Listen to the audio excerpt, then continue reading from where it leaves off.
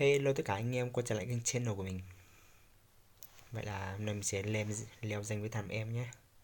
Đó, mình thằng em là thằng là MH Game. Ok, mình sẽ kéo nó lên. Đó, mình sẽ kéo nó lên danh. Ok các bạn.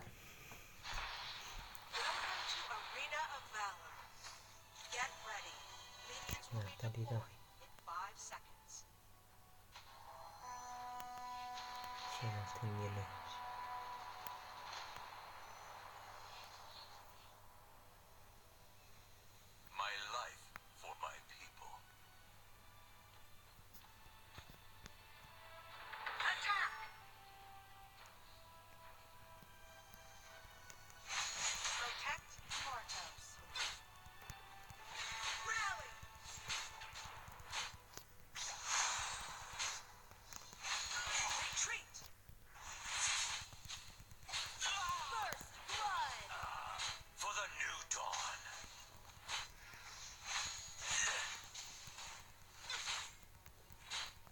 Đó anh em ạ.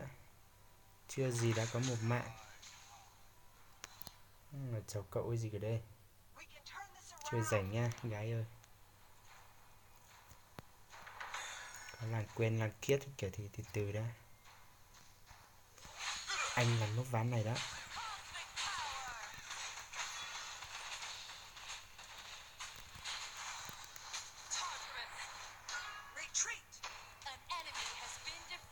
Véo.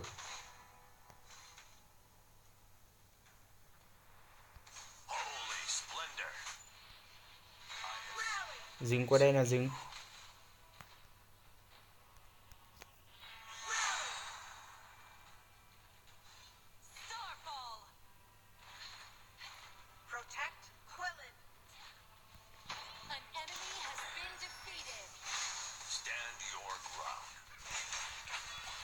Hai mạng này. Chạy thôi. Xong để nó ăn đi. Đó, tên mình rất là ok nhé anh em nhé. Mình đã có 2 mạng rồi. Đó.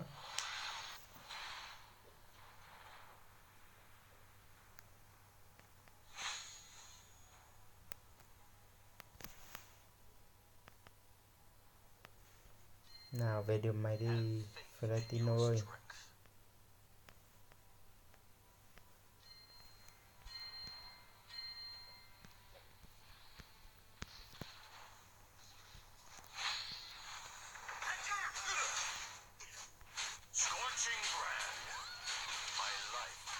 Có để tôi thì có ăn được tôi không mà khóa à? Để tôi có ulti cái đó mày, tao sẽ cho mày biết cái sự lợi hại.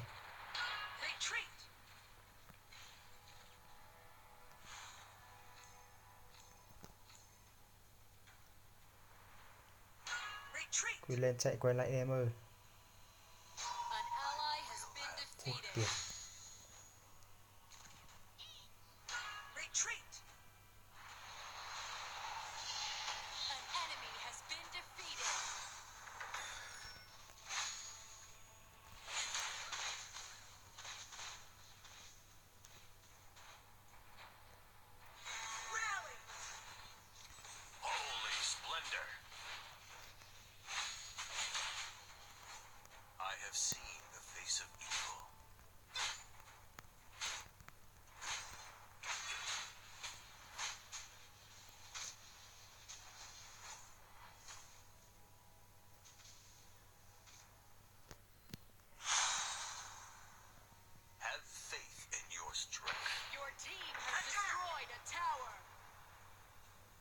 Ok.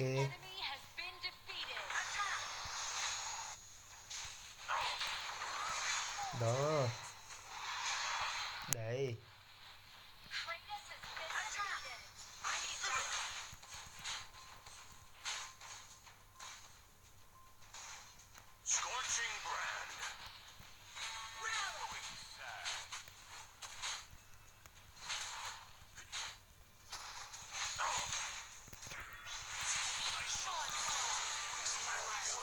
Chết tôi rồi.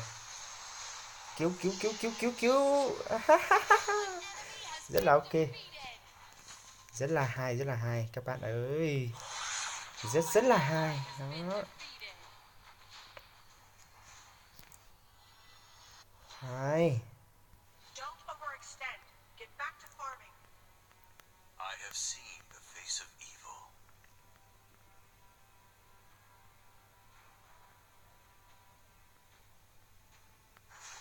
Em còn ít máu nó nổ cái đam của cái con ấy.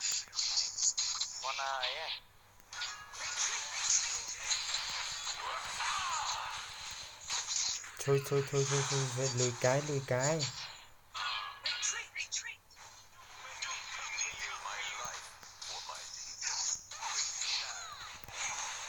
Ra đây.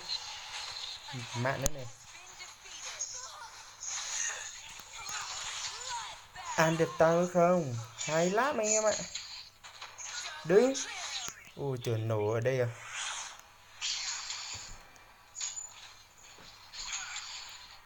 Vẫn hay. Đấy. Được.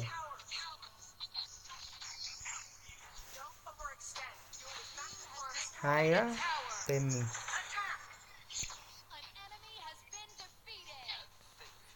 Được rồi, khóa nó đi. Anh chạy ra.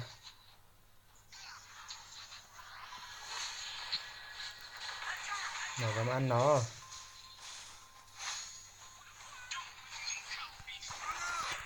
Mai chạy đâu nữa hả? Đó anh em ạ. Cái tên này mình ăn hết. Cái tên này mình chết hết. Xanh như lá như cành rồi.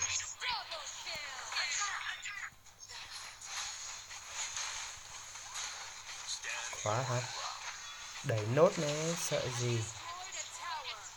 Đó. Quá là xanh rồi, không sợ ai nữa rồi.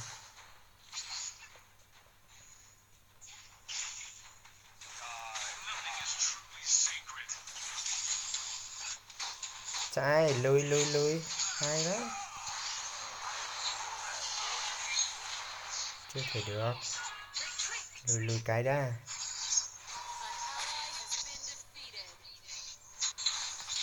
Lùi.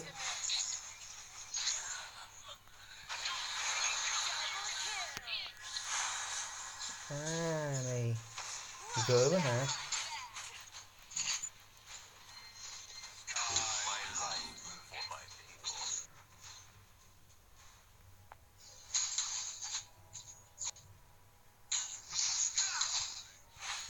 Mày gớm nè. Nó sợ quá. Hay đó. Chạy. Trốn ở đây.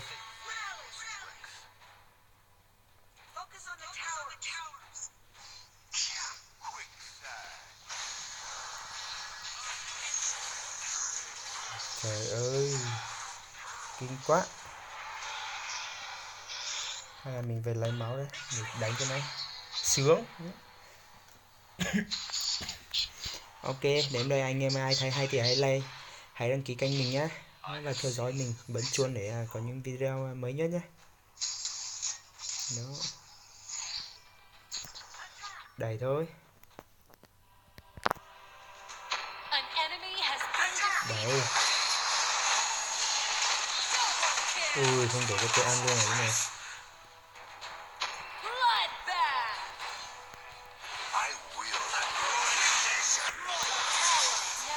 Đó là của anh. Hay lắm. Đẩy luôn nè.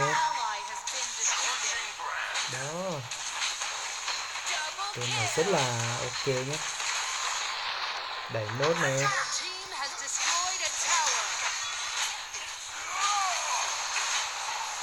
Ra không thấy lại mất gì. Đó. Về cái đã.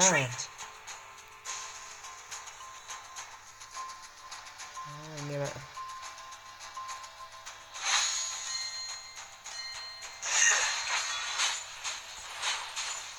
Rồi về đã nhỉ. Xem này. Đó anh em ạ. Mình chưa qua mặn nào. Chưa tử vong lần nào ấy. Hãy nói thế cho nó An hào hứng. enemy has been defeated. Từ từ đợi tem đã. Ultimate. Chưa gì đã đòi đi đánh nhau. An ally has been Ta defeated. sẽ trả thù cho bạn của ta. Shut down. Have faith in your Rồi không strength. phải chạy nữa. Mày lại tranh quá rồi. Legendary. An enemy has been defeated. Everyone, push me! Đấy. An enemy has been defeated. Đó. Thế mình mới được PP được. Một PP được. Shut down. Anh em ạ. Attack! Rally! Attack the Dark Slayer! Được, có team mình sẽ đi. I have seen the face Chiến với mày. Advance on the enemy. Khóa tao đi. Focus on the towers. Đó. Ăn nó luôn này. Your team Đó. has destroyed a tower. Mày cũng biết sợ chạy rồi. Attack the Dark Slayer! scorching brand. Retreat!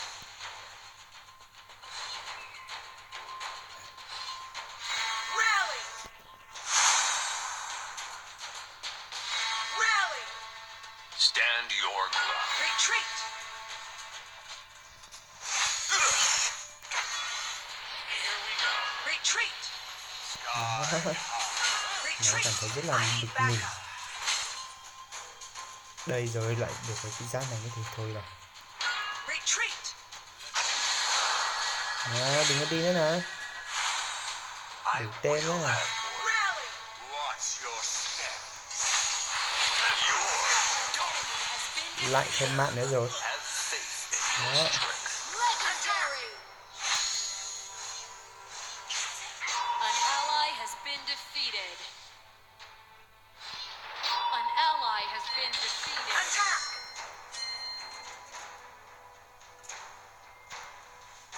Sky high.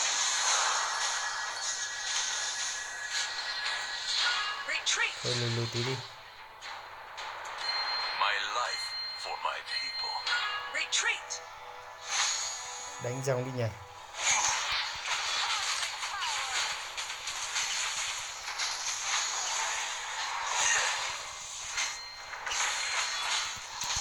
Engage! Advance on the enemy. Pass. Còn để nó tranh mất rồng nữa cơ. Ở đây mình chán quá.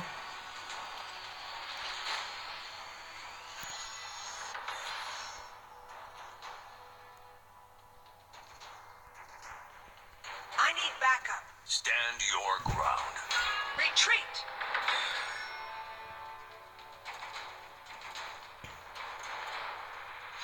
Rally!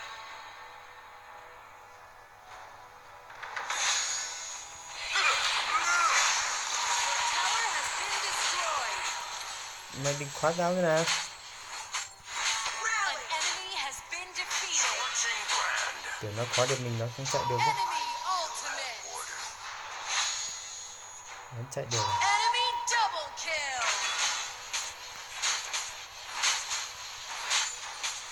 Protect Florentino.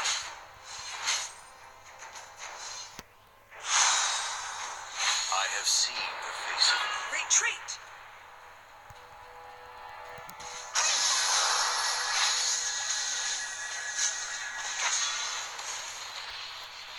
Rally!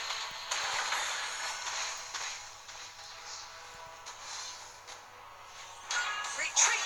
splendor. We can turn this around. You're done.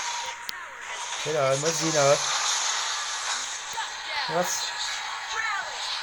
Đi chung không là thua. Shut down. Double kill. An ally has been defeated. An ally has been defeated. Triple I need kill. backup. One kill. Ô kìa.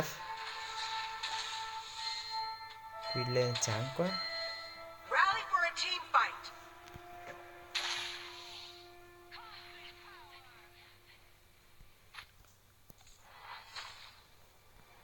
Rally for a team fight. Chunizu Babaho. Your team has destroyed a tower. Retreat.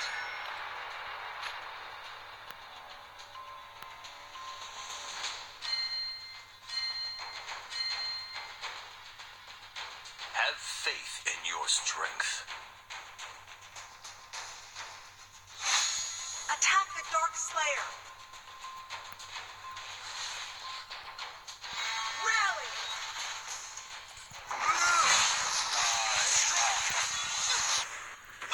Enemy has been defeated. Bật phá trước rồi.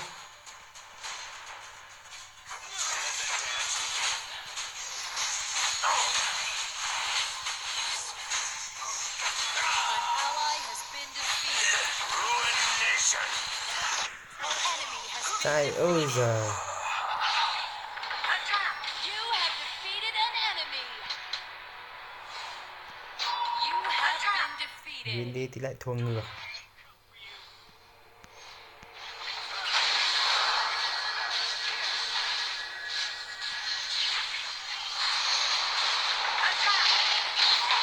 Ally has been defeated. Retreat. Đây nó cũng xanh phết rồi đó. Anh ạ.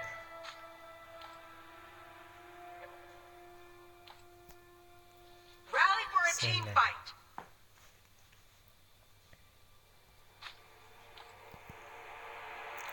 Làm cái đầu cong thế này. Đó. Attack. All enemy towers are down. More super minions will be deployed down the middle lane. Tên này thì lại thua. Retreat. Retreat. An Defend the enemy base. has been defeated. Rally. Attack the Dark Slayer. An Retreat. ally has been defeated.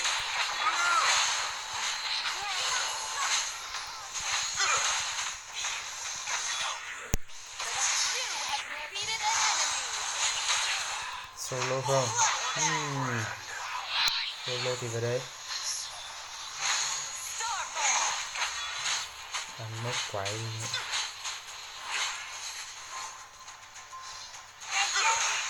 Attack.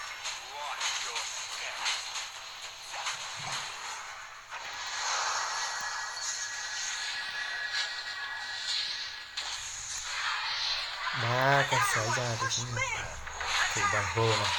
Ruination. Đó, đó, lại mất chim rồi. Rally. Kìa,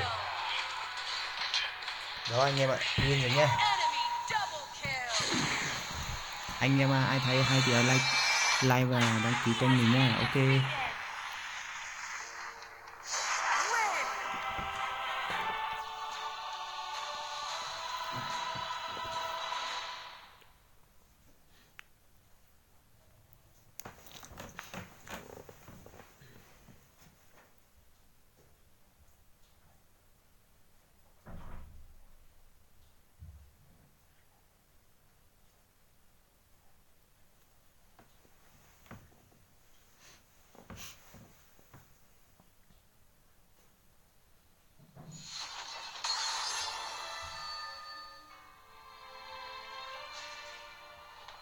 Đấy, ở đây. Ok.